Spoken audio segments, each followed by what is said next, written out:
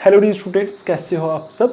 Welcome to my chemistry classes. तो आज हम स्टार्ट करने वाले हैं लेक्चर नंबर 5 और last lecture matter in our surrounding वाले चैप्टर का। तो मैं आपको सीधा बता देता हूं पहले कि इस चैप्टर में इस वाले लेक्चर में हम क्या स्टडी करेंगे। तो आप देखो, पहला तो टॉपिक हमारा रहेगा यहाँ factors affecting evaporation of liquids, क्योंकि इससे पीछे वाली वीडियो में हमने इवेपोरेशन और उसका काज लास्ट टाइम डिस्कस किया था। तो हम डिस्कस करेंगे पहला factors affecting evaporation of liquids. कौन कौन से ऐसे फैक्टर्स हैं जो इवेपोरेशन को इफेक्ट करते हैं, ठीक है, वो डिस्कस करेंगे। उसके बाद हमारा टॉपिक रहेगा how does evaporation cause cooling, कि एक टॉपिक होता है कि इवेपोरेशन जहाँ होती है वहाँ कूलिंग हो जाती है, उस जगह में वो जगह ठंडी हो जाती है, तो वो कैसे होती है, इवेपोरेशन से कूलिंग कैसे होती है। उसके बाद हम डिस्कस करेंगे applications of evaporation in daily life, कि हमारी डेली लाइफ में कुछ एग्जांपल्स होती हैं इवेपोरेशन की, वो डिस्कस करेंगे।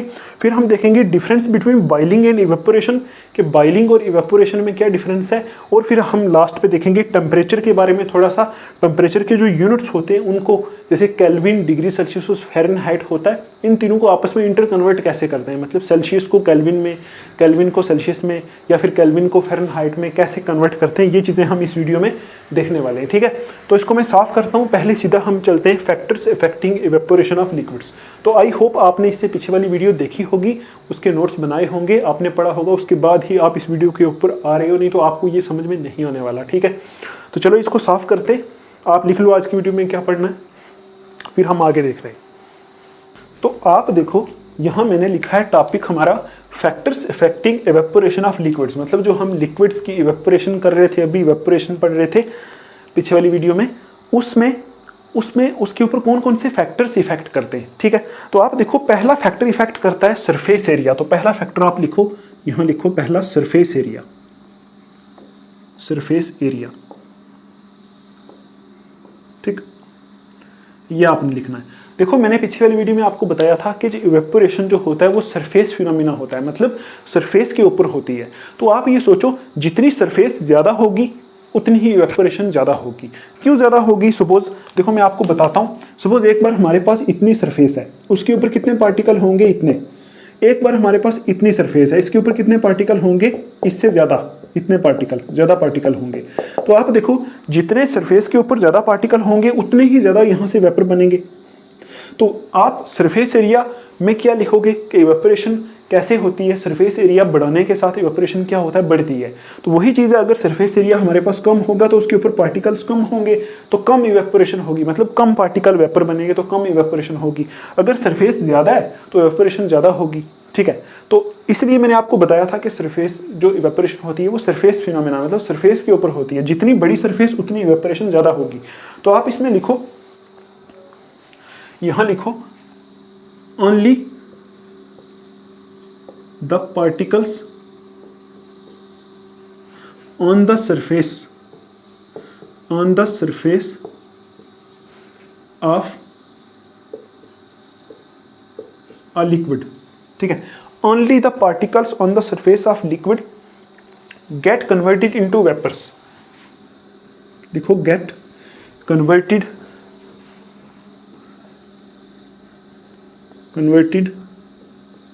into वेपर्स, ठीक है। उसके बाद आप ऐड करो 10, greater is the surface area more is the rate of evaporation. Greater, यहां लिख लो 10 greater is the surface area more is the speed of evaporation, ठीक है। ये पॉइंट पहला है और कुछ नहीं। तो आपको मैंने बता दिया पहले ही, देखो मैंने आपको यही बताया कि यहां लिखा है only the particles on the surface of a liquid gate converted into vapour, मतलब क्योंकि इवेपोरेशन सरफेस फिनोमिना होता है, सिर्फ जो सरफेस के ऊपर पार्टिकल्स होते हैं, लिक्विड की सरफेस का मतलब होता है ऊपर वाली सतह, सबसे ऊपर वाली जो सतह होती है, सबसे ऊपर वाला पार्ट लिक्विड का, ठीक है। सपोज अगर ये हमने एक बर्तन लिया तो यहाँ सबसे ऊपर वाला जो लिक्विड होगा सिर्फ वहाँ ही इवेपोरेशन होगी। पहले वो वाले पार्टिकल उड़ेंगे, फिर उसके नीचे होगी, तो सरफेस के ऊपर होगी पहले। तो वही लिखा है कि only the particles on the surface of liquid gate converted into vapour, मतलब वही पार्टिकल सिर्फ इवेपोरेट होते हैं, वही पार्टिकल सिर्फ वेपर्स में कन्वर्ट होते हैं जो सरफेस के ऊपर होते हैं। तो जितनी सरफेस ज़्यादा होगी उतनी इवेपोरेशन की स्पीड बढ़ेगी, मतलब उतनी इवेपोरेशन जल्दी होगी। तो वही मैंने यहाँ लिखा है 10 greater is the surface area, मतलब जितना सरफेस एरिया जो लिक्विड जिसकी हम इवेपोरेशन करा रहे हैं ना, उसका सरफेस एरिया जितना ज़्यादा होगा, मोर is the speed of evaporation, उतनी ही इवेपोरेशन क्या होगी, ज़्यादा होगी। तो ये पहला फैक्टर था सरफेस एरिया। ठीक है, अब देखो दूसरा फैक्टर। दूसरा फैक्टर आप लिखो increase in temperature. Increase in temperature, ठीक है, टेम्परेचर। तो आप खुद बताओ टेम्परेचर का क्या इफेक्ट पड़ेगा इवेपोरेशन के ऊपर।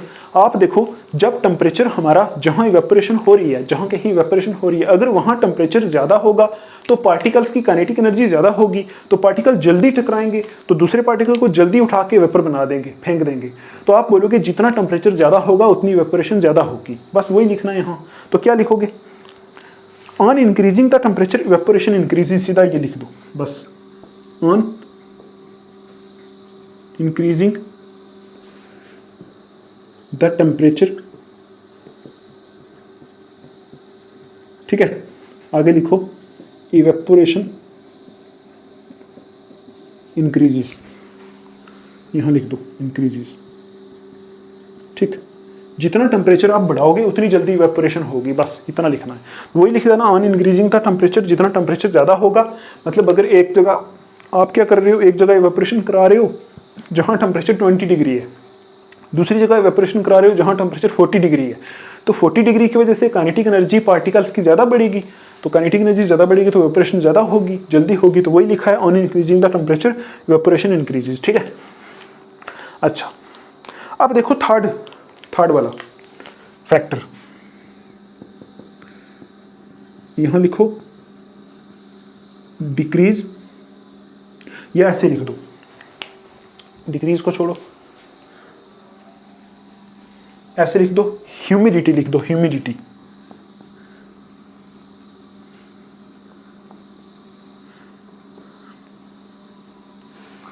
ठीक है, आप इसमें इंक्रीज इन टेम्परेचर की जगह सिर्फ टेम्परेचर भी लिख सकते हो, सिर्फ टेम्परेचर का इफेक्ट भी लिख सकते हो। तो आगे वही लिखोगे on increasing temperature evaporation increases. तो इसी तरह यहाँ ह्यूमिडिटी, ह्यूमिडिटी क्या होती है, ह्यूमिडिटी होती है, देखो ह्यूमिडिटी का मतलब होता है, मैं आपको बता देता हूँ, ह्यूमिडिटी का मतलब होता है वाटर वेपर्स इन एयर। हवा में जो वाटर वेपर होते हैं ना, वाटर वेपर का मतलब आपको पता है, पानी की जो गैस फॉर्म होती है ना उसको वेपर बोलते हैं। हवा में जो पानी होता है उसको बोलते हैं ह्यूमिडिटी, मतलब हवा में जो वाटर वेपर होते हैं उसको बोलते हैं ह्यूमिडिटी। तो आप देखो अगर हवा में ह्यूमिडिटी ज़्यादा होगी, अगर हवा में ह्यूमिडिटी ज़्यादा होगी, सपोज देखो यहाँ कोई बर्तन रखा हुआ है जिसमें इवेपोरेशन हो रही है, तो उसमें इवेपोरेशन जो हो रही है उसके ऊपर ह्यूमिडिटी का क्या इफेक्ट पड़ेगा। ह्यूमिडिटी होती है हवा में वाटर वेपर। आप देखो अगर हवा में वाटर वेपर पहले से बहुत ज़्यादा है तो इसका मतलब हम बोलेंगे हवा में ह्यूमिडिटी है। ह्यूमिडिटी का मतलब हवा में पानी पहले से ज़्यादा है। तो क्या जो हम जिस बर्तन से हम इवेपोरेशन करा रहे हैं, क्या उसके भाप हवा उठा पाएगी? नहीं उठा पाएगी, क्योंकि हवा में ऑलरेडी ह्यूमिडिटी है, हवा में ऑलरेडी वाटर वेपर है। तो यहाँ से भी तो वाटर वेपर ही बनेंगे, जब इवेपोरेशन होगी यहाँ से भी तो वाटर वेपर ही बनेंगे। अब वाटर वेपर को कहाँ जाते हैं, वाटर वेपर हवा में ही तो जाते हैं, हवा में उड़ के जाते हैं। तो अगर हवा में पहले से ही ह्यूमिडिटी है तो वाटर वेपर हवा नहीं उठा पाएगी, तो इवेपोरेशन कम हो जाएगी। तो आप बोलोगे हवा में जितनी ह्यूमिडिटी ज़्यादा होगी उतनी इवेपोरेशन घट जाएगी। तो अगर हवा में ह्यूमिडिटी क्या हो जाएगी, ह्यूमिडिटी कम होगी तो इवेपोरेशन क्या होगी, ज़्यादा होगी। तो यही रीज़न होता है ना, कभी कभी हमारा मौसम ऐसा होता है, सीज़न ऐसा होता है कि वहाँ उस टाइम हवा में ह्यूमिडिटी बहुत ज़्यादा होती है, हम बोलते हैं हवा में बहुत ह्यूमिडिटी है, तो उस टाइम हमें गर्मी भी बहुत लगती है। और उस टाइम ऐसा होता है कि जो हम कपड़े बाहर डालते हैं ना, वो कपड़े जल्दी नहीं सूखते। क्यों नहीं सूखते? क्योंकि हवा में पहले से ही ह्यूमिडिटी है, मतलब पहले से ही वाटर वेपर भरे हुए हैं हवा में। तो कपड़ों का जो पानी है उसको हवा उठा ही नहीं सकती, क्योंकि हवा में पहले से ही वाटर वेपर है। तो कपड़ों का पानी भी तो वेपर बन के ही हवा के साथ मिलता है, तो वो रीज़न होता है। तो आप क्या लिखोगे ह्यूमिडिटी में, क्या लिखोगे पॉइंट में लिखोगे, यहां लिखो when humidity is less evaporation increases. बस इतना लिखना है। जब ह्यूमिडिटी कम होगी, कम होगी का मतलब है जब हवा में वाटर वेपर पहले से कम होंगे, पहले से मतलब ऑलरेडी जो उसमें है प्रेजेंट वो अगर कम होंगे, ह्यूमिडिटी कम होगी, तो उस टाइम क्या होगा, इवेपोरेशन इंक्रीज, इवेपोरेशन जल्दी होगी उस टाइम। तो अगर हवा में पहले से ह्यूमिडिटी है तो इवेपोरेशन जल्दी नहीं होगी, ठीक है। तो ये एक हमारा पॉइंट था। उसके बाद आप लिखो fourth factor, speed of wind. Speed of wind, speed of wind जो होती है, विंड क्या होती है, विंड होती है हवा, उसके ऊपर भी जो है इवेपोरेशन डिपेंड करती है। स्पीड ऑफ विंड के ऊपर भी इवेपोरेशन कैसे डिपेंड करती है, तो आप देखो, आपने देखा होगा जब कभी हवा बहुत तेज चलती है तो उस टाइम हमारे जो बाहर कपड़े डाले हुए होते हैं वो जल्दी सूख जाते हैं। तो आपको ये तो पता है ना कि कपड़े क्यों सूखते हैं, कपड़े इवेपोरेशन प्रोसेस की वजह से ही सूखते हैं, ठीक है, क्योंकि कपड़ों के ऊपर जो पानी होता है वो सारा उड़ के वेपर बन के हवा में चला जाता है। तो आप देखो जब हमारी वहाँ बाहर हवा जो होती है बहुत ज़्यादा होती है, हवा की स्पीड बहुत तेज़ होती है, तो कपड़े जल्दी सूख जाते हैं। ऐसा क्यों होता है, ठीक है। आप देखो इसमें आप लिखो, क्या लिखोगे आप यहाँ, ऐसे ही समझो पहले, स्पीड ऑफ विंड के ऊपर इवेपोरेशन कैसे डिपेंड करेगा। देखो हवा की जो स्पीड है उसकी वजह से पानी के जो पार्टिकल हैं वो ज़्यादा जल्दी टकराएंगे, ठीक है, पानी के पार्टिकल ज़्यादा जल्दी टकराएंगे हवा की स्पीड की वजह से। तो जितने ज़्यादा जल्दी टकराएंगे उतने ज़ोर से टकराएंगे तो सारे पार्टिकल बाहर चले जाएंगे, एकदम बाहर का मतलब कहाँ, हवा में, वेपर बन के। तो अब आप बोलोगे जितनी स्पीड ऑफ विंड ज़्यादा होगी उतनी इवेपोरेशन ज़्यादा होगी। तो कैसे लिखोगे इसको, लिखो when speed of wind increases evaporation increases, बस when speed of wind increases evaporation increases।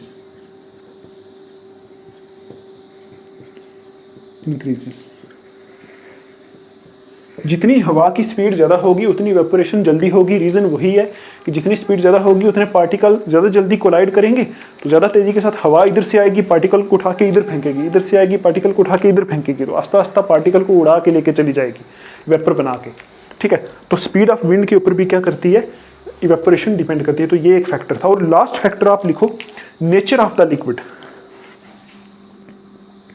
Nature of the liquid, liquid के नेचर के ऊपर भी जो है इवेपोरेशन डिपेंड करती है। क्या मतलब होता है नेचर ऑफ लिक्विड का, मैं अभी आपको बताता हूँ। देखो लिक्विड का क्या नेचर है, लिक्विड कैसा है, उसके ऊपर भी इवेपोरेशन डिपेंड करती है। देखो आपको मैं समझाता हूँ, हमारे पास दो लिक्विड है, एक इसमें भरा हुआ है, एक इसमें भरा हुआ है। देखो इवेपोरेशन तो लिक्विड की होती है ना, ठीक है, लिक्विड की होती है। अब लिक्विड जरूरी नहीं कि लिक्विड पानी ही हो, लिक्विड ऑयल भी हो सकता है, लिक्विड अल्कोहल भी हो सकता है, लिक्विड पेट्रोल भी हो सकता है, बहुत सारे लिक्विड होते हैं। तो सपोज ये लिक्विड हमारा ए, ये लिक्विड हमारा बी है, ठीक, दो लिक्विड है हमारे पास, और एक और लिक्विड है हमारे पास, ये हमारा लिक्विड सी है, ठीक है।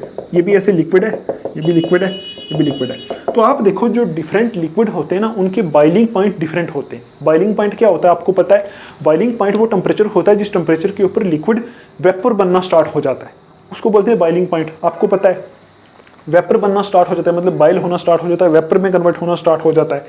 तो आप देखो ये हमारे पास अगर तीन लिक्विड हैं तो तीनों के बॉइलिंग पॉइंट, हर एक लिक्विड का जो बॉइलिंग पॉइंट होता है वो अलग होता है। जैसे पानी का बॉइलिंग पॉइंट 100 होता है, किसी और का 50 डिग्री होगा, किसी और लिक्विड का 97 होगा, किसी का 20 डिग्री होगा। तो डिफरेंट लिक्विड के जो बॉइलिंग पॉइंट होते हैं डिफरेंट होते हैं। सपोज इस लिक्विड का बॉइलिंग पॉइंट 100 डिग्री सेल्सियस है, इसका सपोज 60 डिग्री सेल्सियस है, इसका सपोज 30 डिग्री सेल्सियस है। तो आप देखो जिस लिक्विड का बॉइलिंग पॉइंट जितना कम होगा वो उतना जल्दी इवेपोरेट होगा। देखो समझ में आ रहा है आपको। देखो अगर इस लिक्विड को मुझे इवेपोरेट कराना हो तो मुझे कितना हीट करना पड़ेगा, 100 डिग्री सेल्सियस तक। तो अगर इस लिक्विड को हीट कराना हो, मतलब इवेपोरेट कराना हो, तो मुझे 60 डिग्री तक हीट करना पड़ेगा। इसको अगर इवेपोरेट कराना हो तो मुझे 30 डिग्री तक हीट करना पड़ेगा। 30 डिग्री क्या है, टेम्परेचर, ठीक है।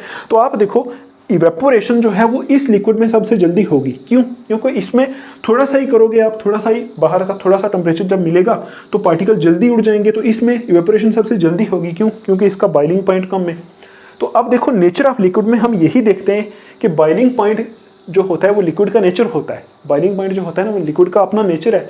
तो जिस लिक्विड का बॉइलिंग पॉइंट सबसे कम उसमें इवेपोरेशन जल्दी होगी, ठीक। तो वही आप यहाँ लिख लो lesser is the boiling point, यहां लिख लो lesser is the boiling point, ठीक है, ऑफ द लिक्विड, ठीक है, lesser is the boiling point of the liquid, more is the tendency of the liquid to evaporate. यहां लिखो more is the tendency of the liquid to evaporate, ठीक।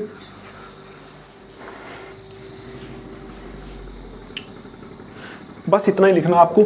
अगर lesser is the boiling point, मतलब जितना किसी liquid का boiling point कम होगा। Boiling point क्या होता है आपको पता है, बॉइलिंग पॉइंट ऐसा टेम्परेचर होता है जिस टेम्परेचर के ऊपर लिक्विड क्या बन जाए, वेपर बनना स्टार्ट हो जाए।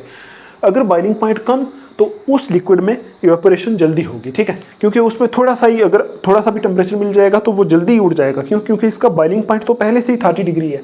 तो इसके कंपैरिजन में अगर इसको हम देखेंगे तो इसका बॉइलिंग पॉइंट 100 डिग्री सेल्सियस है, तो इसको इवेपोरेशन होने में भी टाइम लगेगा, ठीक है, क्योंकि अगर इसका 100 डिग्री सेल्सियस, तो ये इसको थोड़ा सा ज़्यादा टेम्परेचर चाहिए होगा इवेपोरेशन होने के लिए, तो इसको ये कम टेम्परेचर में हो जाएगा। तो वही लिखा है नेचर ऑफ लिक्विड में कि जितना बॉइलिंग पॉइंट लिक्विड का क्या होगा, लेस होगा, उतनी ही उसकी टेंडेंसी, ताकत, टेंडेंसी का मतलब हो जाए ताकत, इवेपोरेट होने की ताकत जो होगी वो बढ़ जाएगी, ठीक। तो ये थे हमारे कितने 5 फैक्टर्स जो इवेपोरेशन को इफेक्ट करते हैं, ठीक है। पहला फैक्टर क्या है आपको अभी याद हो जाएगा बिल्कुल, सरफेस एरिया। तो सरफेस एरिया, जितनी बड़ी सरफेस उतनी इवेपोरेशन ज़्यादा होगी। दूसरा फैक्टर है टेम्परेचर, तो जितना टेम्परेचर ज़्यादा होगा उतनी इवेपोरेशन ज़्यादा होगी। तीसरा फैक्टर है हमारा ह्यूमिडिटी। ह्यूमिडिटी होता है हवा में वाटर वेपर। तो आप देखो जितने हवा में वाटर वेपर पहले से ज़्यादा है, पहले से ऑलरेडी हैं, तो उतनी इवेपोरेशन कम होगी। अगर हवा में ह्यूमिडिटी कम होगी तो तभी इवेपोरेशन ज़्यादा होगी, ठीक।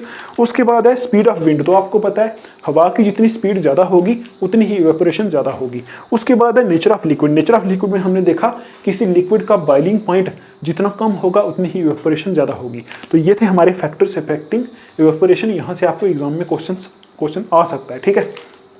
ऐसे पूछा जा सकता है, what do you mean by evaporation, discuss different factors affecting evaporation. ऐसे करके आपको क्वेश्चन पूछा जा सकता है। अगर आप मेरी वीडियो से जितना मैं कराता हूँ कंप्लीट समझ के आप पढ़ लेते हो तो आपको दुनिया का कोई भी क्वेश्चन एग्जाम में आ जाए आप कर लोगे, ठीक है।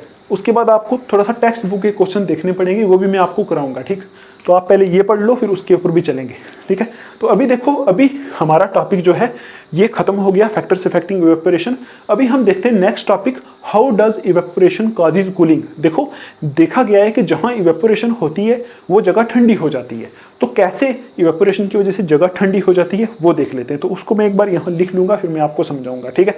तो इसको साफ कर देते हैं, आप लिख लो इसको। तो अभी देखो हमारा जो टॉपिक है वो है how does evaporation cause cooling, मतलब जो इवेपोरेशन होती है उससे कूलिंग कैसे होती है। तो आप देखो ये बात सच है कि जब इवेपोरेशन जहाँ होती है वो जगह ठंडी हो जाती है, तो उसको हम समझेंगे कि कैसे वो जगह ठंडी होती है। देखो ये चीज़ समझना बहुत आसान है, ठीक है। मैं आपको पहले यहाँ डायग्रामेटिकली थोड़ा सा समझा देता हूँ, फिर आपको खुद पता चल जाएगा, आप यहाँ से समझ जाओगे इसको पढ़ के कि कैसे कूलिंग होती है। तो आप देखो सपोज हमारे पास ये एक बर्तन है, ठीक। तो आपको पता है इवेपोरेशन किसकी होती है, इवेपोरेशन होती है लिक्विड की। तो इस बर्तन में हम एक लिक्विड दिखाते हैं, ठीक है। जैसे ये पार्टिकल्स हमने दिखा दिए, किसके, लिक्विड के पार्टिकल्स हमने दिखा दिए, ठीक है। अब आप देखो कि आपको पता है इवेपोरेशन कैसे होती है, इवेपोरेशन कैसे होती है आपको पता है। आपको पता है कि जब इवेपोरेशन होती है तो ये जो पार्टिकल्स होते हैं लिक्विड के, ये हमारा लिक्विड है, ठीक। लिक्विड के जो पार्टिकल्स होते हैं यहाँ से उड़ के क्या बन जाते हैं, वेपर बन जाते हैं, सारे यहाँ से उड़ जाते हैं, तो उसको हम बोलते हैं इवेपोरेशन हो गई। तो आप देखो जिस जगह ये बर्तन रखा होगा उसके आसपास कुछ ना कुछ हीट होगी, कुछ ना कुछ हीट होगी, मतलब कुछ ना कुछ टेम्परेचर तो होगा ना, चाहे 20 डिग्री हो सकता है, 30 डिग्री हो सकता है, 40 डिग्री हो सकता है, कुछ ना कुछ टेम्परेचर उसके आसपास होगा जहाँ ये बर्तन रखा होगा।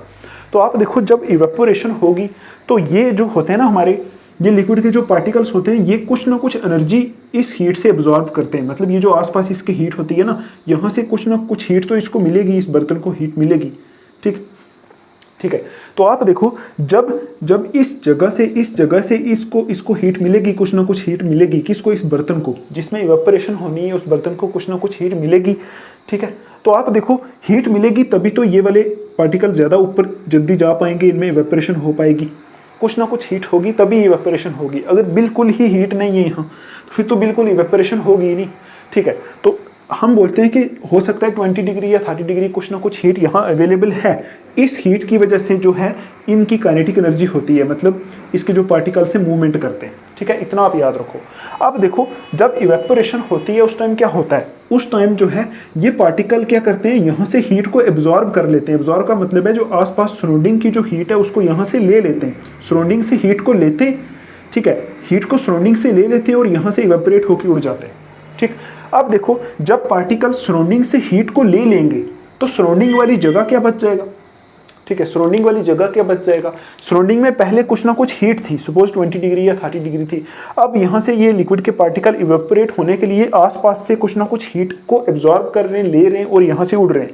तो आप देखो सराउंडिंग से ये हीट को कम कर रहे हैं। देखो ना ये पार्टिकल्स जो इसमें जहाँ इवेपोरेशन होनी है वो आसपास की एनर्जी को ले रहे हैं, आसपास की हीट को ले रहे हैं और सराउंडिंग से हीट को कम कर रहे हैं। आप देखो अगर किसी जगह से मैं हीट को कम कर दूंगा तो पीछे क्या बचेगा, पीछे ठंड बच जाएगी ना। अगर हीट को निकाल दो तो चीज़ ठंडी हो जाती है, ये होता है ना। तो आप देखो जब सराउंडिंग से हीट को ये कम कर लेंगे पार्टिकल्स, यहाँ से हीट को लेके उड़ जाएंगे तो हीट यहाँ से निकल गई तो यहाँ जगह कैसी हो जाएगी, ठंडी हो जाएगी। तो यही रीज़न होता है इवेपोरेशन कि इवेपोरेशन क्या करती है, चीज़ को ठंडी कर देती है। देखो कभी कभी इसकी एक एग्जाम्पल होती है, हम बुक्स में पढ़ते हैं, मैं आपको पढ़ाऊँगा कि जैसे गर्मियाँ होती है ना, गर्मियों में हम छत के ऊपर पानी फेंक देते हैं, ठीक है। पानी फेंक देते हैं तो उससे क्या होता है, पानी फेंकने से हमारा अंदर जो होता है ना, अंदर रूम वो थोड़ा सा ठंडा हो जाता है। वो क्यों होता है आपको पता है, जैसे हम पानी फेंक देंगे गर्मियों में, ठीक है, पानी क्या करेगा, पानी उस छत के ऊपर जो हीट है उस हीट को लेके इवेपोरेट हो जाएगा। हीट को लेगा तो उसके पार्टिकल्स तेजी के साथ मूव करेंगे, इवेपोरेट हो जाएंगे। तो सारी की सारी हीट को लेके पानी सारा इवेपोरेट हो जाएगा। जैसा इवेपोरेट होगा तो कहाँ से हीट को लेके इवेपोरेट हुआ, छत से। तो छत से जो हीट थी वो उड़ गई, तो छत पीछे हीट उड़ गई तो पीछे क्या बचा, ठंड बच गई, तो छत थोड़ा सा ठंडा हो जाता है। तो ऐसे जो होती है इवेपोरेशन से क्या होती है, कूलिंग होती है, ठीक है।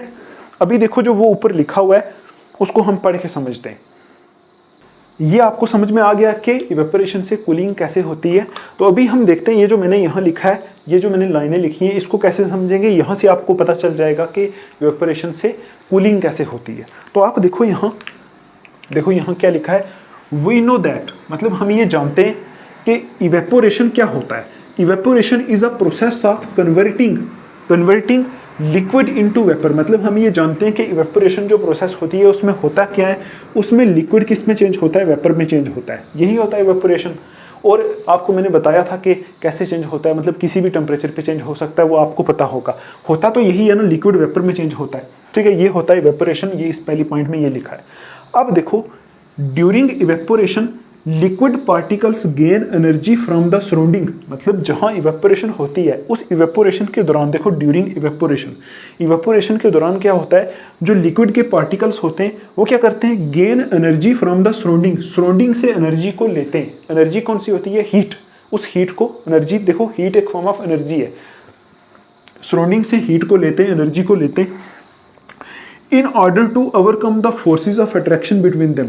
उनके बीच जो फोर्सेज ऑफ अट्रैक्शन है उनको ब्रेक करने के लिए। देखो मैं आपको बताता हूँ कि जैसे ये हमारा लिक्विड है ना, तो ये जब इवेपोरेशन होगी ना इसमें, ये आसपास इसकी जो हीट है ना, हीट एनर्जी उसको लेगा और क्या करेगा, इसके बीच में जो फोर्स ऑफ अट्रैक्शन है इसको ब्रेक कराएगा। मतलब काइनेटिक एनर्जी को बढ़ाएगा, कोलिजन कराएगा, फोर्स ऑफ अट्रैक्शन को ब्रेक कराएगा, फिर इस पार्टिकल को यहाँ से उड़ाएगा, ठीक है। ये काम होगा ना, यहाँ ये पार्टिकल्स ऐसे ऐसे करके आसपास से एनर्जी लेके उड़ेंगे। तो आप देखो ये वही लिखा है ड्यूरिंग इवेपोरेशन। मतलब जब इवेपोरेशन होती है उस टाइम क्या होता है, लिक्विड पार्टिकल्स जो होते हैं, ये जो लिक्विड के पार्टिकल्स हैं ये क्या करते हैं, एनर्जी गेन करते हैं सराउंडिंग से, आसपास से एनर्जी गेन करते हैं, ठीक है, in order to overcome the forces of attraction between them. इन पार्टिकल्स के बीच में जो फोर्सेज ऑफ अट्रैक्शन है, ये जो पार्टिकल जुड़े हुए हैं लिक्विड के, इनके बीच में जो फोर्सेज ऑफ अट्रैक्शन है उनको कम करने के लिए आसपास से क्या करता है, इवेपोरेशन के दौरान एनर्जी अब्जॉर्ब करते हैं लिक्विड के पार्टिकल्स, ठीक।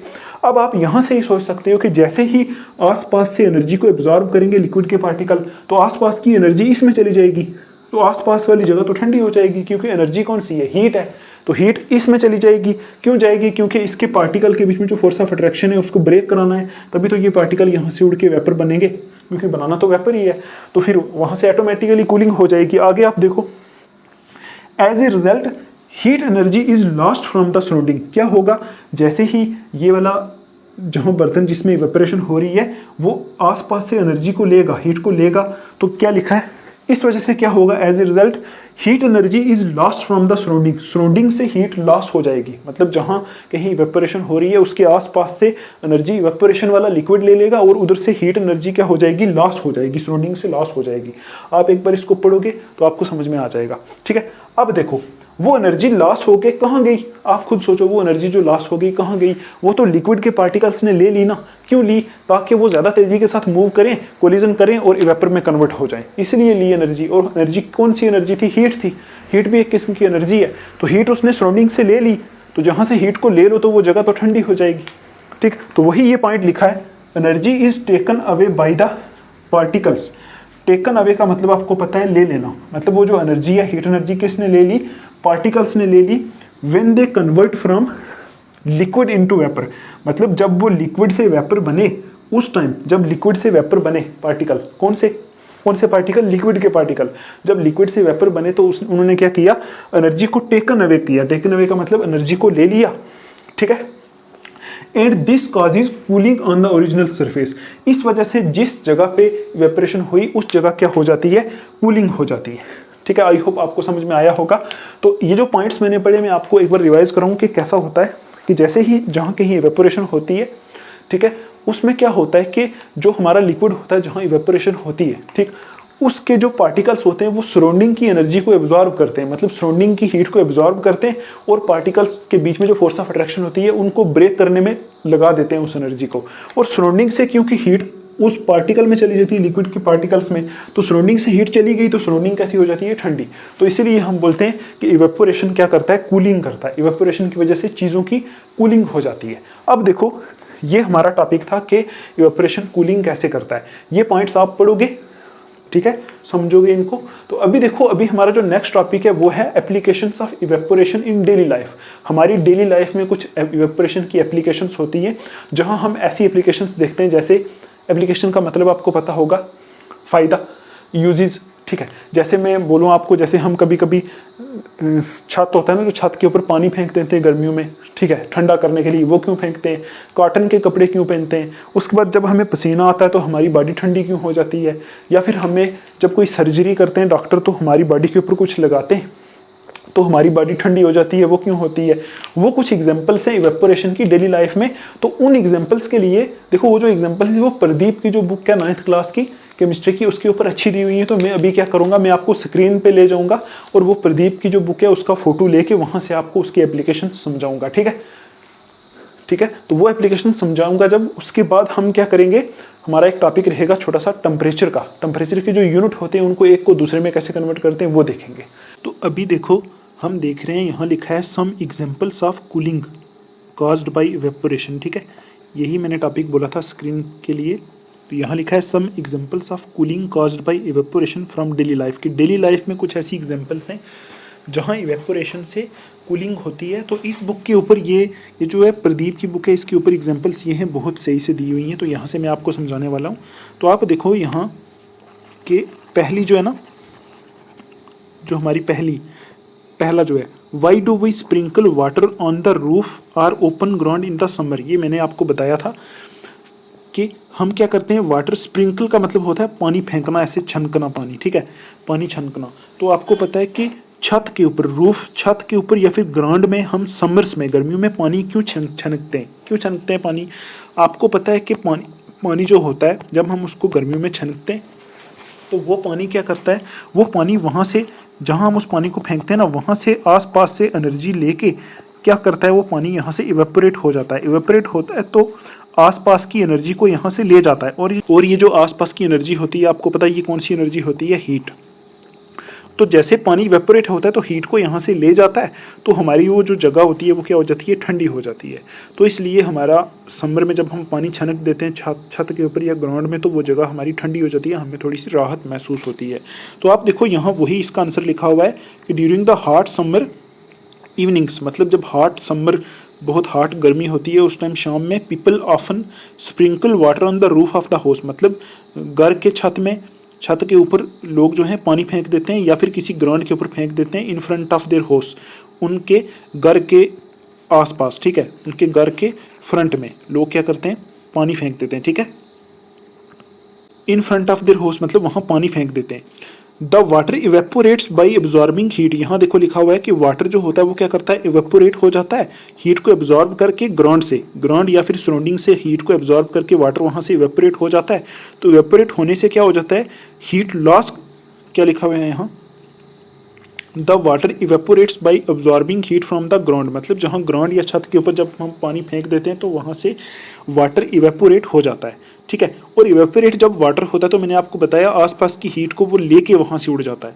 By losing heat the ground becomes cool and people will feel comfortable, मतलब जैसे ही हीट को लेके पानी उड़ता है तो उस टाइम ग्राउंड जो होता है वो कैसा हो जाता है, देखो थोड़ा सा यहाँ उल्टा हो रहा है, यही लिखा हुआ है ना कि जैसे हीट लूज होती है, मतलब जैसे वो वहां से उड़ता है तो वहां की हीट क्या हो जाती है, लूज हो जाती है। द ग्राउंड बिकम्स कूल, मतलब जो ग्राउंड होता है या फिर वो छत होता है वो ठंडा हो जाता है और लोगों को थोड़ा सा कंफर्टेबल फील होता है, ये कंफर्टेबल लिखा हुआ है, ठीक है।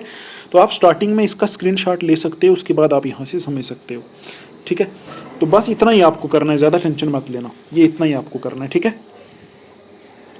इसी तरह ये देखो ये लिखा हुआ है similarly on hot Sunny days, मतलब जब गर्मियों के दिन होते हैं, water evaporating from the leaves of the trees, पानी जो है वो दरख्त के जो पत्ते होते हैं वहां से भी इवेपोरेट होता है और उस वजह से भी क्या होती है, कूलिंग फील होती है। तभी बोलते हैं कि जो दरख्त हैं वो ज़्यादा से ज़्यादा लगाने चाहिए। तो ये एक एग्जांपल थी हमारी इवेपोरेशन की, ठीक है। दूसरी देखो pouring of acetone on palm, मतलब ये जो एग्जाम्पल है, एसीटोन को जब हम पाम के ऊपर, पाम का मतलब होता है हथेली, और एसीटोन क्या होता है, अभी आप इतना समझ लो, एसीटोन होता है nail polish remover. Nail polish remover जो होता है वो वाला जब हम अपने हाथ के ऊपर लगा देते हैं तो हमारा हाथ ठंडा हो जाता है, ठीक है। तो देखो यहाँ लिखा है if you pour some acetone या फिर nail polish remover on your palm, मतलब जब हम अपने हाथ के ऊपर थोड़ा सा एसीटोन लगा देते हैं, मतलब या फिर जिसको नेल पॉलिश रिमूवर बोलते हैं वो लगा देते हैं, यू विल फील कूल, मतलब हमें थोड़ा सा ठंडा महसूस होता है। इसका रीज़न भी यही है कि वो जो हमारा जो क्या होता है, हमारे हाथ के ऊपर जब हम वो एसीटोन लगा देते हैं यहाँ हाथ के ऊपर, तो हाथ ठंडा इसलिए होता है क्योंकि एसीटोन जो होता है वो क्या करता है, इवेपोरेट होता है और हमारे हाथ से एनर्जी को ले लेता है, और हमारे हाथ में कुछ ना कुछ हीट होती है, वहाँ से उस एनर्जी को लेके वो इवेपोरेट हो जाता है। तो इवेपोरेट होने की वजह से हमारे हाथ से जो हीट होती है वो चली जाती है, क्योंकि वो हीट जो है वेपर बनने में उसकी हेल्प करती है एसीटोन की, तो हमारा हाथ ठंडा हो जाता है। तो वही लिखा है the reason being that energy needed for evaporation is taken from the palm, मतलब हमारे पाम से एनर्जी को, जो एनर्जी वेपोरेशन के लिए ज़रूरत होती है वो हमारे पाम से, हमारी हथेली से निकल जाती है। By losing heat palm feels cooling, palm जो हमारा हाथ होता है वो ठंडा फील करता है हीट लूज करने की वजह से। तभी जब हम कभी नेल पॉलिश रिमूवर जो होता है ना, नेल पॉलिश रिमूवर जो एसीटोन होता है, ठीक है, एसीटोन आगे वाली क्लासों में आप सही से पढ़ोगे क्या होता है, केमिकल कंपाउंड होता है। तो अभी आप इतना ध्यान रखो जिससे नेल पॉलिश रिमूव करते हैं वो वाली चीज़, तो हमारा हाथ ठंडा हो जाता है।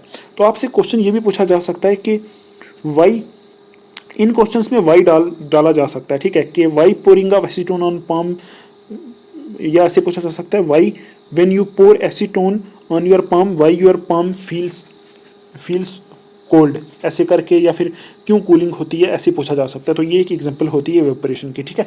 दूसरा है देखो तीसरा है हमारा why do we wear cotton clothes in summer, हम कॉटन क्लोथीज समर में क्यों पहनते हैं, ठीक है। तो इसमें भी वही रीज़न है और कुछ नहीं। तो आप देखो during summer we prefer to wear cotton clothes to keep our self cool, मतलब समर में हम कॉटन क्लोथीज को पहनते हैं अपने आप को ठंडा रखने के लिए। द रीज़न बीइंग दैट, मतलब रीज़न यही होता है कि ड्यूरिंग समर वी स्वेट और प्रिस्पायर अलॉट, हमें स्वेट होता है, स्वेटिंग होती है, या प्रिस्पायर या फिर स्वेट का मतलब एक ही होता है, दोनों का मतलब पसीना होता है, ठीक है, मतलब हमें बहुत पसीना आता है। No cotton is good absorber of water, cotton जो होता है वो पसीने को अच्छे से एब्जॉर्ब कर लेता है, ठीक है। Therefore it absorb sweat from the body, cotton क्या करता है हमारी बॉडी से स्वेट को एब्जॉर्ब कर लेता है, and exposes it to air, उसको हवा में एक्सपोज कर देता है। Due to increase in surface area sweat evaporates by absorbing heat from the body and cotton clothes, मतलब जब कॉटन क्या करता है सारे पसीने को इकट्ठा करके अपने ऊपर ले लेता है, तो उस टाइम क्या होता है उसके ऊपर इवेपोरेशन होती है, तो इवेपोरेशन जब होती है उस टाइम हमारी बॉडी से हीट जो है वो वाटर होता है ना, जो स्वेट होता है ना, स्वेट वो वाटर होता है, वो हमारी बॉडी से हीट को लेता है और इवेपोरेट होके उड़ जाता है। तो इसलिए हमें थोड़ा सा कंफर्टेबल फील होता है, हमें थोड़ा सा ठंडा ठंडा फील होता है। तो वहीं लिखा देखो, as a result our body feels cool and comfortable, इस वजह से हमारी बॉडी जो है कूल और कंफर्टेबल हमें फील होती है।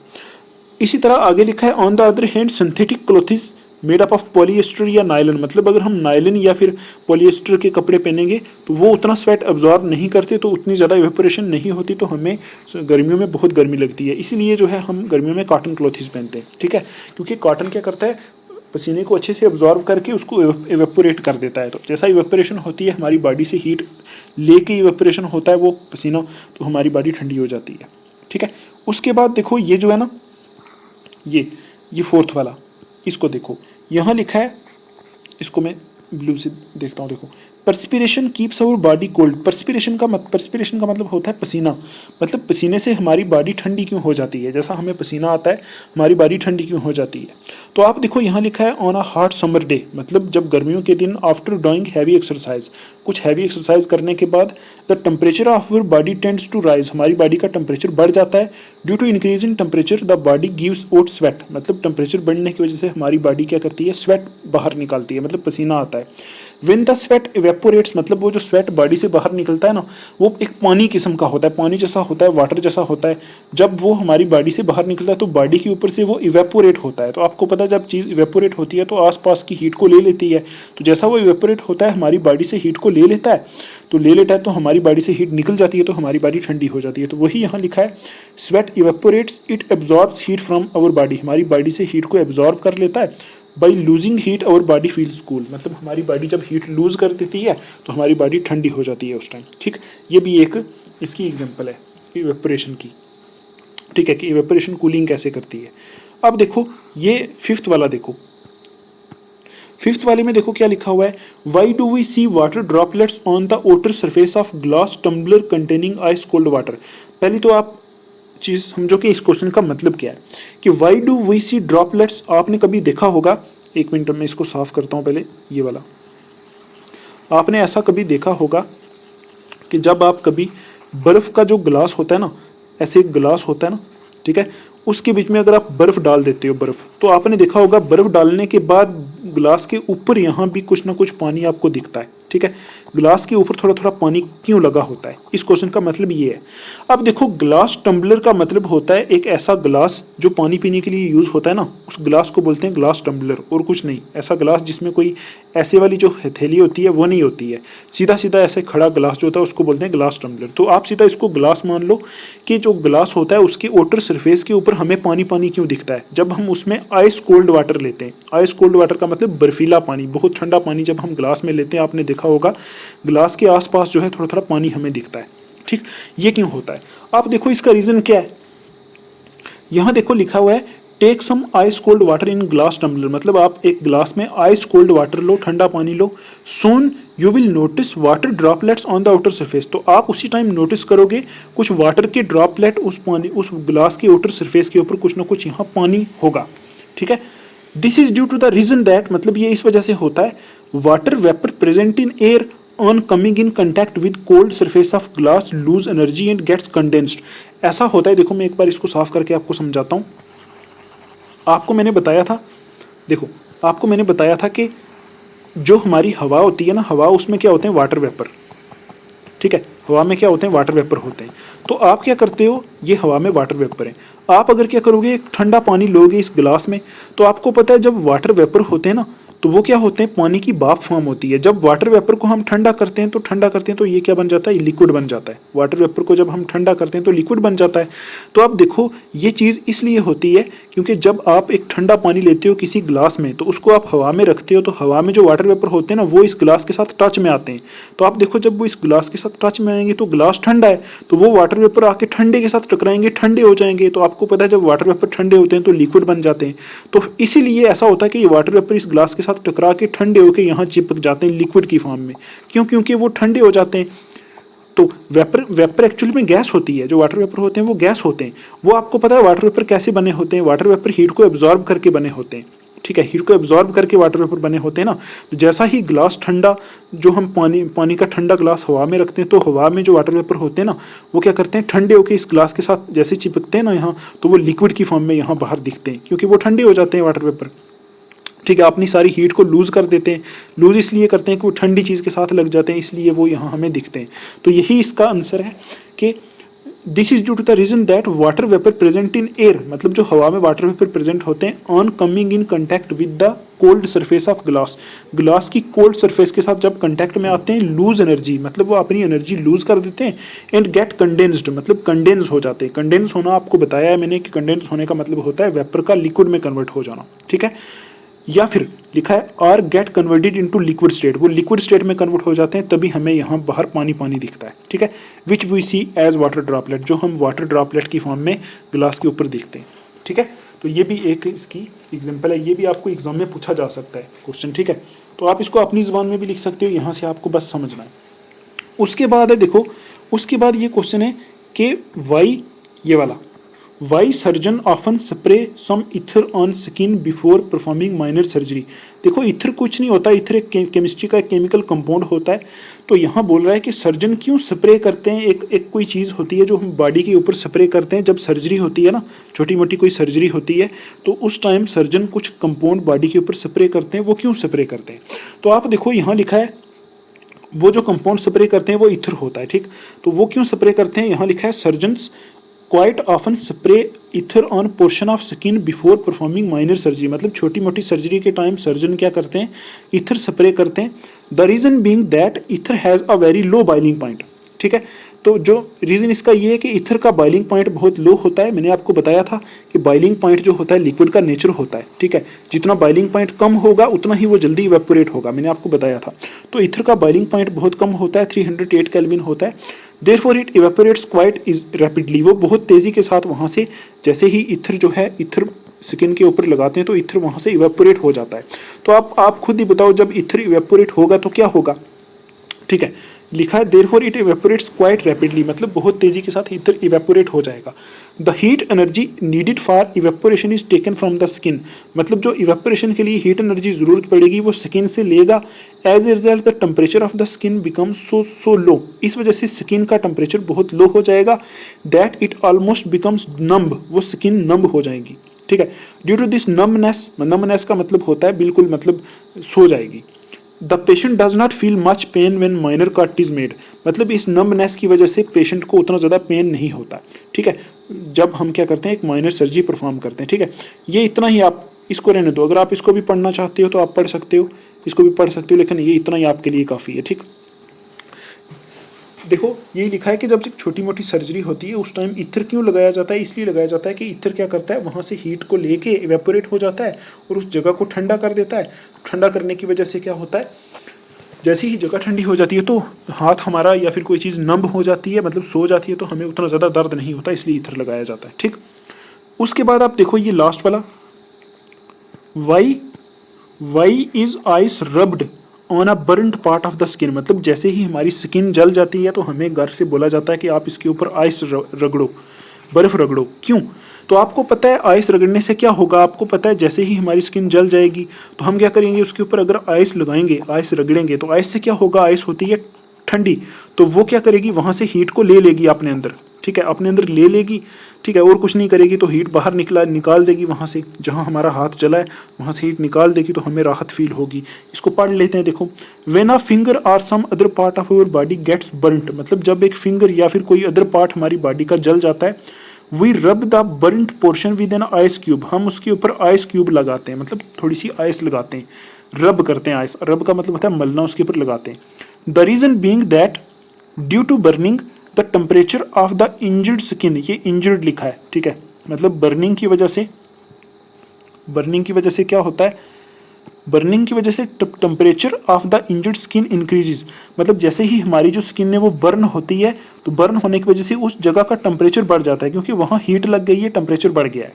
व्हेन आइस इज रब्ड, जब आइस उसके ऊपर रब की जाती है, excess heat from the skin is taken by large latent heat of fusion of water, मतलब जो एक्सेस हीट है, आप इतनी टेंशन मत लो, आप सीधा यहाँ लिख सकते हो कि जो एक्सेस हीट है is taken away by ice, बस इतना लिख दो, टेकन अवे बाई आइस, इसको छोड़ो, लेटेंट हीट वगैरह इसको रहने तो आपको समझ नहीं आएगा, ठीक है।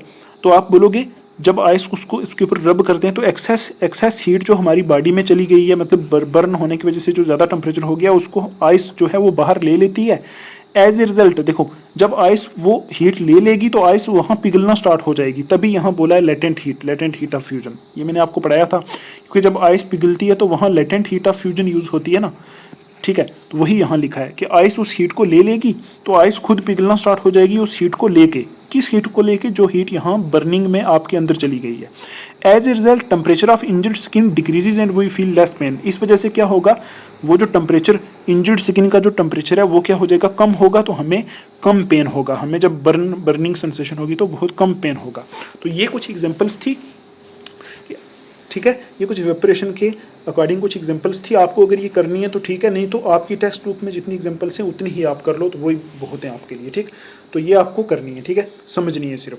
अब देखो एक और चीज़ बचती है हमारी, वो बचता है हमारा ये, ठीक है, वो ये बचता है हमारा। यहाँ देखो लिखा हुआ है कि हमें देखना है बॉइलिंग और इवेपोरेशन में क्या डिफरेंस है, ये थोड़ा सा हमें पढ़ना है। तो आपको पता है बॉइलिंग क्या होता है, आपको मैंने बताया था। इवेपोरेशन क्या होता है वो भी मैंने आपको बताया था। चलो दो डिफरेंस देख लेते हैं। देखो पहला डिफरेंस ये है, ये वाला है कि boiling takes place at a particular temperature when the liquid is heated. मतलब बॉइलिंग उस टाइम होती है जब एक पार्टिकुलर टेम्परेचर पहुंच जाता है। जैसे मैंने आपको बताया था, जैसे 100 डिग्री सेल्सियस वाटर का टेम्परेचर पहुंचता है तो उस टाइम बॉइलिंग होती है, लेकिन एक पार्टिकुलर टेम्परेचर पे होती है और हमें लिक्विड को हीट करना पड़ता है, उस टाइम बॉइलिंग होती है। दूसरा है evaporation occurs on it's on at all temperature. Evaporation अपने आप ही होती है, किसी भी टेम्परेचर पे हो सकती है, सारे टेम्परेचर पे हो सकती है, ठीक है। दूसरा देखो, boiling is a bulk phenomena. Bulk phenomena का मतलब है it involves formation of bubbles of the vapours from bulk. Bulk का मतलब होता है होल ऑफ द लिक्विड। मतलब जब बॉइलिंग होती है तो पूरे का पूरा जो लिक्विड होता है उस पूरे के बीच में बबल्स बनना स्टार्ट हो जाते हैं। मतलब नीचे से भी वेपर बनते हैं, यहाँ से भी बनते हैं, हर जगह से वेपर बनना स्टार्ट हो जाते हैं। आपने देखा होगा जब आप वाटर बॉयल करते हो तो पूरे का पूरा पानी, बल्क का मतलब होता है होल का मतलब होता है पूरा, पूरे का पूरा पानी ही बबल करना स्टार्ट हो जाता है। लेकिन इवेपोरेशन एक सरफेस फिनोमेना है। देखो इवेपोरेशन क्या है, एक सरफेस फिनोमेना। इवेपोरेशन सिर्फ सरफेस के ऊपर होती है। It takes place only from the surface of the liquid. ये सिर्फ लिक्विड के सरफेस के ऊपर से होती है। मैंने आपको बताया था सारा, लिक्विड के सरफेस के ऊपर से इवेपोरेशन होती है। तो आप बोलोगे बॉइलिंग बल्क फिनोमेना है। बल्क फिनोमेना मतलब पूरी जो हमारे बर्तन है जिसमें बॉइलिंग हो रही है, पूरे के अंदर ही बबल बनेंगे, पूरे के बीच में से वेपर बनेंगे, लेकिन इवेपोरेशन में सिर्फ सरफेस से काम होगा, ठीक है। उसके बाद है no cooling is caused during boiling. मतलब बॉइलिंग के दौरान कोई भी कूलिंग नहीं होती। बॉइलिंग जैसे होती है तो कोई कूलिंग नहीं होती। मतलब जैसे अगर हम गैस के ऊपर पानी रख के बॉयल करा रहे हैं तो गैस ठंडा नहीं होगा हमारा, लेकिन जहाँ इवेपोरेशन होगी वहाँ कूलिंग होगी। तो यहाँ लिखा है evaporation always causes cooling. Evaporation की वजह से हमेशा कूलिंग होगी। उसकी बहुत सारी एग्जांपल्स भी हमने पढ़ ली हैं, ठीक है। तो अभी देखो ये हमारा हो गया एप्लीकेशंस ऑफ इवेपोरेशन और difference between boiling and evaporation. और अभी हम चल रहे हैं सीधा सीधा टेम्परेचर के बारे में थोड़ा सा पढ़ेंगे, बस हमारी वीडियो खत्म। तो चलते हैं वहाँ टेम्परेचर वाली साइड। अभी हम देख लेते हैं कि टेम्परेचर के यूनिट्स हैं जो, उनको एक दूसरे में कैसे कन्वर्ट करते हैं, ठीक है। जैसे डिग्री सेल्सियस को केल्विन में, केल्विन को फ़ारेनहाइट में, उनको कैसे कन्वर्ट करते हैं। तो उसके बाद हमारी ये वीडियो खत्म, हमारा काम खत्म हो जाएगा। इसको साफ करते हैं, आगे चलते हैं। आप लिखो थोड़ा सा कि टेम्परेचर होता क्या है, ठीक। तो टेम्परेचर की जो डेफिनेशन होती है वो होती है हमारी द डिग्री ऑफ हॉटनेस और coldness. The degree of hotness और कोल्डनेस ऑफ अ बॉडी। किसी बॉडी की हॉटनेस कितनी है या फिर कोल्डनेस कितनी है, उसको बोलते हैं टेम्परेचर। अगर कोई बॉडी हॉट है तो हम बोलेंगे उसका टेम्परेचर ज़्यादा है। अगर कोई बॉडी ठंडी है तो हम बोलेंगे उसका टेम्परेचर कम है। जितनी ज़्यादा गर्म उतना टेम्परेचर ज़्यादा, जितनी ज़्यादा ठंडी उतना टेम्परेचर कम, ठीक। ये आप याद रखें, डिग्री ऑफ हॉटनेस और कोल्डनेस। अब देखो टेम्परेचर के यूनिट्स होते हैं 3। मतलब हम ऐसा भी बोल सकते हैं स्केल्स, जो टेम्परेचर को मेजर करने के स्केल होते हैं ना, वो 3 होते हैं, ठीक है। 3 स्केल होते हैं। एक होता है सेल्सियस स्केल होता है, एक होता है केल्विन स्केल, और एक होता है फ़ारेनहाइट, FAHRENHEIT, फ़ारेनहाइट, ठीक है। FAHRENHEIT Fahrenheit scale. ये 3 स्केल होते हैं टेम्परेचर को मेजर करने के। 3 स्केल की जो डायग्राम है वो मैं आपको यहाँ दे दूंगा, लगा दूंगा, ठीक है।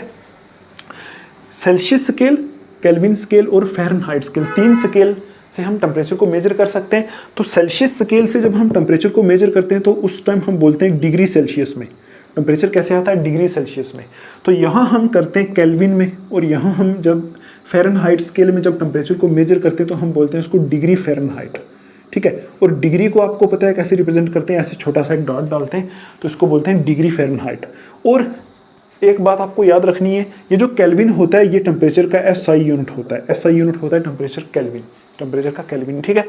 तो अब आप देखो हमारे पास टेम्परेचर डिग्री सेल्सियस में भी हो सकता है, केल्विन में भी हो सकता है और फ़ारेनहाइट में भी हो सकता है, ठीक है। तो आप देखो ऐसा भी हो सकता है आपसे कोई बोल दे 35 डिग्री सेल्सियस टेम्परेचर, ऐसा भी हो सकता है 35 केल्विन टेम्परेचर, ऐसा भी हो सकता है 35 फ़ारेनहाइट टेम्परेचर। जैसे मैं बोलूँ 10 किलोमीटर, वो भी लेंथ का यूनिट है, 10 किलोमीटर भी लेंथ है, 10 मीटर भी लेंथ है, 10 सेंटीमीटर भी लेंथ है, ये सारे लेंथ के यूनिट्स हैं। इसी तरह टेम्परेचर की डिग्री सेल्सियस भी यूनिट होता है, केल्विन भी यूनिट होता है, फ़ारेनहाइट भी यूनिट होता है, 3 यूनिट होते हैं और 3 स्केल यूज़ किए जाते हैं इसको मेजर करने के लिए, ठीक है। अब आप देखो हमारे लिए एक चीज़ इंपॉर्टेंट है, क्योंकि आपके टेक्स्ट बुक में कुछ क्वेश्चंस ऐसे हैं जिसमें आपको टेम्परेचर को जो है कभी सेल्सियस में दिया होता है तो केल्विन में कन्वर्ट करना पड़ता है, कभी सेल्सियस में दिया होता है तो फ़ारेनहाइट में कन्वर्ट करना पड़ता है। इसके लिए हमारे पास कुछ फार्मूलेज होते हैं, ठीक है। तो पहला फार्मूला आप यहाँ ऐड करो। पहला फार्मूला क्या ऐड करोगे? लिखो degree F, degree F, degree है, ठीक है। डिग्री को ऐसे ऐसे रिप्रेजेंट करते हैं। Degree F is equal to 9/5 into degree Celsius plus 32। ये 9/5 है, ठीक। 9/5 इंटू डिग्री सेल्सियस प्लस 32। एक ये फार्मूला आपको याद रखना है और दूसरा फार्मूला आपको याद रखना है, दूसरा फार्मूला आपको याद रखना है कि kelvin is equal to 273 plus degree Celsius. बस ये दोनों फार्मूले आपको याद रखने, ठीक है। तो आप देखो इन दोनों फार्मूलेज जो हैं, दोनों फार्मूलाज यूज़ करके हम क्या कर सकते हैं, टेम्परेचर को एक दूसरे में कन्वर्ट कर सकते हैं, ठीक। ये वाला, ये 2 फार्मूले। अब देखो मैं आपको कुछ एग्जांपल्स करा के समझाता हूँ, आई होप आपको समझ में आ रहा होगा, ठीक है। तो पहला फार्मूला है degree Fahrenheit is equal to 9/5 into degree Celsius plus 32 और दूसरा है kelvin is equal to 273 plus degree Celsius. तो आप देखो आप क्या क्या कर सकते हो, इस फार्मूले को आप यूज़ करके फ़ारेनहाइट में दिया हुआ टेम्परेचर डिग्री सेल्सियस में कन्वर्ट कर सकते हो, या फिर डिग्री सेल्सियस में दिया हुआ टेम्परेचर फ़ारेनहाइट में भी कन्वर्ट कर सकते हो, ठीक है। और इस फार्मूले को यूज़ करके आप केल्विन का टेम्परेचर डिग्री सेल्सियस में या फिर डिग्री सेल्सियस का टेम्परेचर केल्विन में कन्वर्ट कर सकते हो, ठीक है।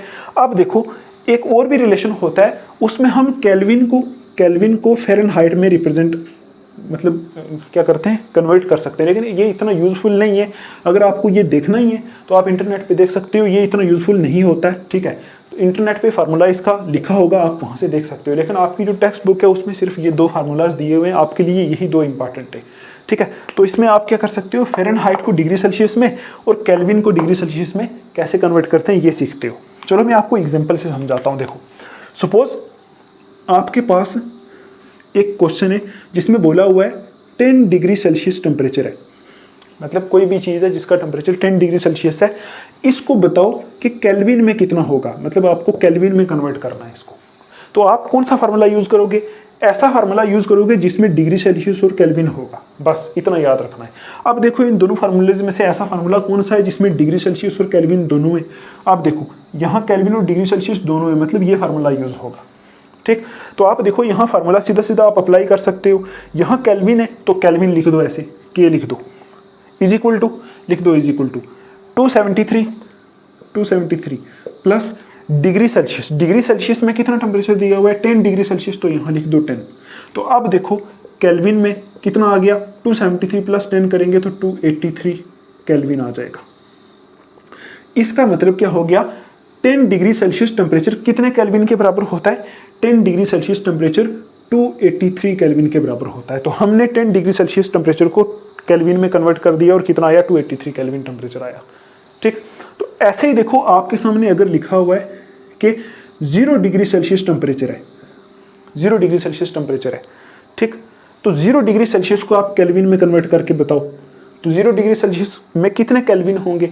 तो आप क्या करोगे, ऐसा फार्मूला यूज करोगे जिसमें डिग्री सेल्सियस और केल्विन दोनों दिखें आपको। तो इस फार्मूले में से देखो, इस फार्मूले में डिग्री सेल्सियस और केल्विन दोनों दिख रहे हैं, तो यही फार्मूला अप्लाई करोगे तो क्या आएगा, देखो K = 273 plus degree Celsius. Degree Celsius में कितना दिया हुआ है, यहाँ कितने को कन्वर्ट करना है, जितने को कन्वर्ट करना है ना, जितने डिग्री सेल्सियस को कन्वर्ट करना है उसको यहाँ लिख देना है, बस डिग्री सेल्सियस वाली जगह इसमें यहाँ पुट कर देना है। तो वहाँ 0 डिग्री सेल्सियस 0 है तो हम यहाँ 0 करेंगे, तो केल्विन में कितना आएगा 273 केल्विन। तो आप बोलोगे 0 डिग्री सेल्सियस में कितने केल्विन होते हैं, 273 केल्विन, ठीक।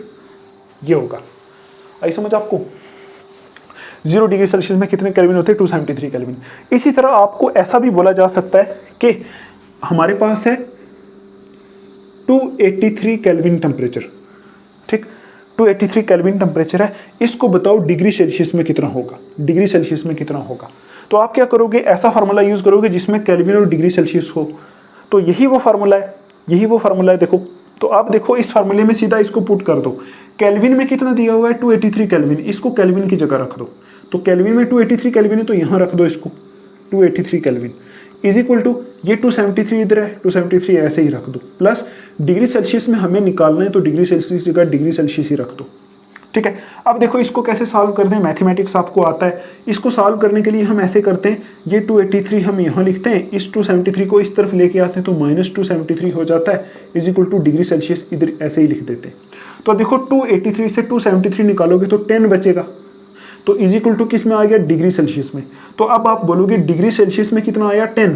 तो आप बोलोगे 283 केल्विन में कितने डिग्री सेल्सियस होते हैं, 10 डिग्री सेल्सियस होते हैं, ठीक। या फिर 10 डिग्री सेल्सियस में कितने केल्विन होते हैं, 283 केल्विन होते हैं। तो ये फार्मूला आप ऐसे प्रैक्टिस करके यूज करोगे, ठीक है।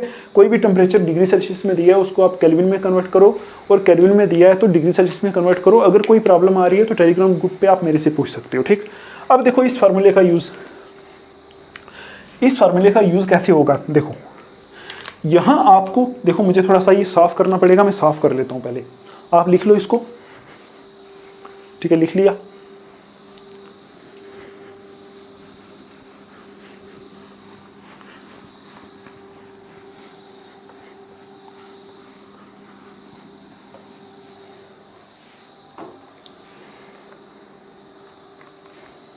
देखो आपके सामने अगर डिग्री सेल्सियस में टेम्परेचर दिया हुआ है, सपोज 50 डिग्री सेल्सियस आपको दिया है, तो आपसे कोई बोल रहा है इसको फ़ारेनहाइट में कन्वर्ट करके बताओ, डिग्री फ़ारेनहाइट में कन्वर्ट करके बताओ। तो कैसे कन्वर्ट करोगे, अब वो फार्मूला आप यूज़ करोगे जहाँ डिग्री सेल्सियस और फ़ारेनहाइट आता है। तो आप देखो इस फार्मूले में डिग्री सेल्सियस और फ़ारेनहाइट आता है, तो ये फार्मूला लगा दो। तो क्या आएगा ये फार्मूले में, डिग्री फ़ारेनहाइट में आपको निकालना है टेम्परेचर, मतलब 50 डिग्री सेल्सियस को इसमें करना है। तो डिग्री फ़ारेनहाइट ये लिख दो सीधा, is equal to 9/5 into degree Celsius कितना है, कितने डिग्री दिया हुआ है, 50, ठीक है, प्लस 32, बस इतना ही करना है। यहाँ डिग्री सेल्सियस की जगह वही लिख देना है जितना डिग्री सेल्सियस में आपको दिया हुआ है, उसको यहाँ लिख देना है 9/5 इंटू डिग्री सेल्सियस प्लस 32। तो अब देखो यहाँ से ये कैंसिल हो जाएगा, 5 1 5, 10 5 50। तो यहाँ क्या आएगा, 9 इंटू 10 करोगे तो 90 आएगा, प्लस ये 32 आएगा। तो इसको आप अगर सॉल्व करोगे तो कितना आएगा, 2 9, ये इतना आएगा। तो ये टेम्परेचर किस में आ गया, फ़ारेनहाइट में। तो आप बोलोगे 50 degree Celsius is equal to 122 Fahrenheit. तो आप देखो डिग्री सेल्सियस को आपने फ़ारेनहाइट में कन्वर्ट कर दिया। इसी तरह आप क्या कर सकते हो, आपको अगर फ़ारेनहाइट में टेम्परेचर दिया है उसको भी डिग्री सेल्सियस में कन्वर्ट कर सकते हो, ठीक है, फार्मूला अप्लाई करके।